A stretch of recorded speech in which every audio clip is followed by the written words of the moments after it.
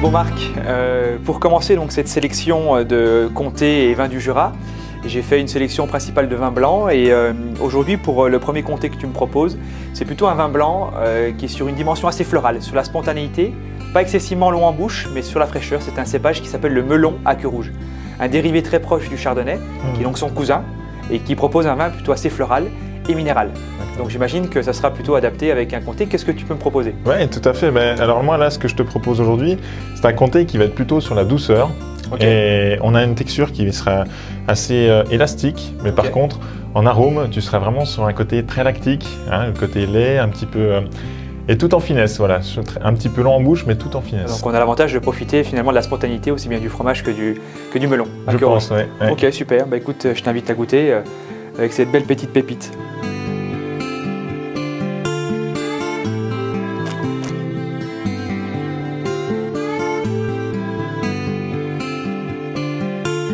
Ce que je disais, on a vraiment quelque chose d'élastique, quelque chose qui se tient. C'est ce que j'ai vu là, sur la texture.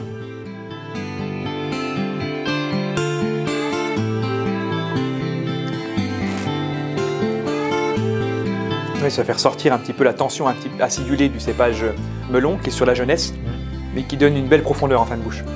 Ne cherchons pas la finale en bouche et la résonance comme on peut avoir sur comté et vin blanc typé du Jura, qu'on verra un peu plus tard, mais plutôt sur voilà, l'élégance et la fraîcheur. Oui, je suis tout à fait d'accord. Très bien.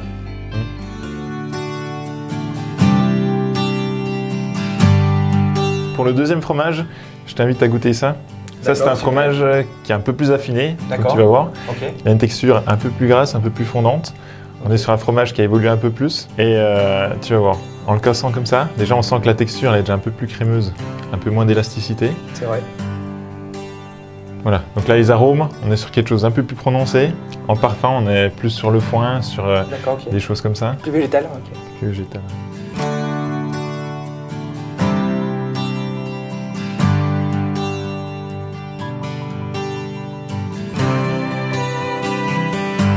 Tu vois, pour moi, on est vraiment rentré dans du comté qui a un peu plus de puissance, plus de caractère. Mais ça reste gourmand quand même, quoi. Oui, effectivement, il y a plus de mâche, je trouve. Voilà, déjà, hein, la texture est moins cassante, il y a plus de mâche. C'est très gourmand, on a vraiment envie de découvrir un peu plus ce fromage. Écoute, ça m'inspire plutôt cette texture parce que ça tombe très bien. J'ai, moi, sélectionné une bouteille de chardonnay. Un chardonnay qui est un petit peu atypique, c'est-à-dire qu'on a proposé finalement le même élevage sur le chardonnay que sur le savagnin. Donc là, on le fait plutôt du côté du sud du vignoble, hein, près de Lons-le-Saunier, et notamment sur le terroir de l'Étoile. On a l'avantage de profiter pendant 2 ans d'un élevage sous voile, donc le vin reste pendant 2 ans sans être complété.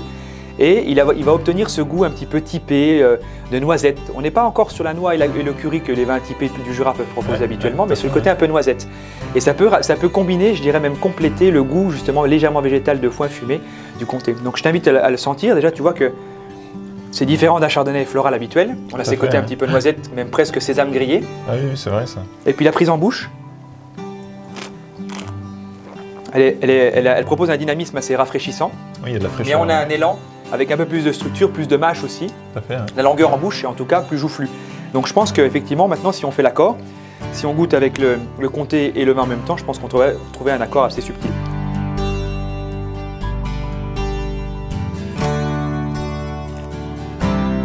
Bah, écoute, moi j'achète Marc. Hein. Ah ouais, terrible. Ouais. C'est absolument sublime.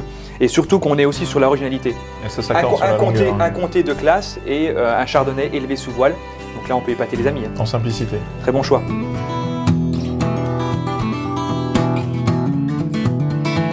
Troisième fromage, pour moi c'est vraiment l'image du comté, comme j'aime la présenter au magasin.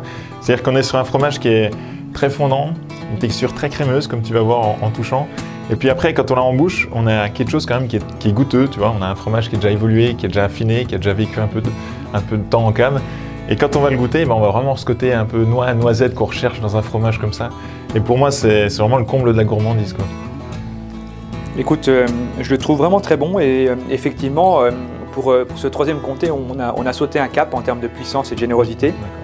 Je trouve vraiment admirable sur le côté un peu salin, justement, qui fait vraiment saliver et qui nous amène forcément dans la gourmandise de le partager avec un verre de vin.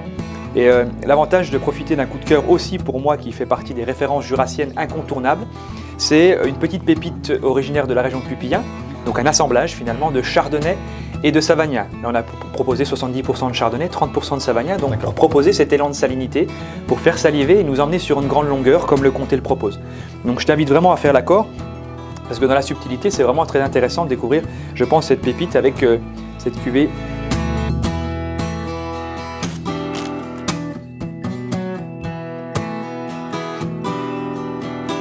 Effectivement. En termes de goût, on a vraiment cet élan qui nous amène sur un accord, je trouve, assez charismatique, jurassien. En tout cas, quand nos prochains clients goûteront ce type d'accord, ils ne pourront jamais l'oublier. Ouais, je pense que c'est vraiment très adapté. Sur la longueur, il y a un équilibre qui se fait, les deux s'accordent très bien. J'aime beaucoup le style. Je suis tout à fait d'accord. Super. Marc, cette fois-ci, c'est le Clavelin par excellence qui conditionne évidemment le fameux vin jaune.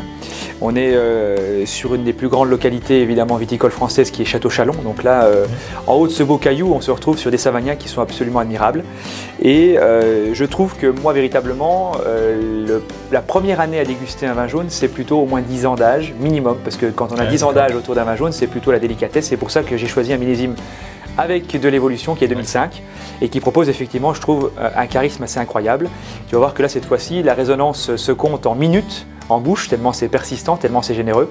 Ouais. Et grâce à ce Savagnin qui a vieilli minimum 6 ans sous voile, on a l'avantage d'avoir un vin qui a un goût de noix très typé et de curry qui risque de mettre en valeur évidemment un des très beaux comtés. Mais là, cette fois-ci, il faut un comté très puissant. Qu'est-ce que tu me proposes? Voilà, alors pour suivre sur ton excellent Château-Chalon, délicieux vraiment, et ben moi je te propose un comté donc un peu plus affiné, plus avancé en âge. Donc il arrive quand même sur 24 mois, donc c'est un fromage qui va donc être à peine plus ferme, mais par contre, il a une nouvelle dimension qui rentre en jeu, c'est le côté cristallisé du fromage. Voilà, tu vas voir, ça craque un peu sous la dent. Et ça, pour moi, c'est une dimension qui est vraiment intéressante quand on arrive sur des vieux fromages comme ça, parce qu'on a quelque chose en plus en bouche, quoi. Et on a vraiment un fromage qui est sur d'autres arômes. Là, on est sur le torréfié, on est sur un peu caramel, un peu châtaigne. Effectivement. Voilà. Et il y a vraiment une longueur en bouche aussi qui est importante. Mais vraiment, c'est assez subtil et puissant. C'est rare qu'on puisse goûter des comtés aussi longs en bouche, mais c'est sublime. J'aime beaucoup.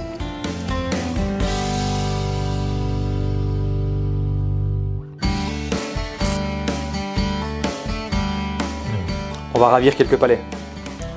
On a vraiment l'accord comté Château-Chalon qui se maintient, les deux se tiennent bien. Moi j'aime beaucoup. Bravo pour le choix.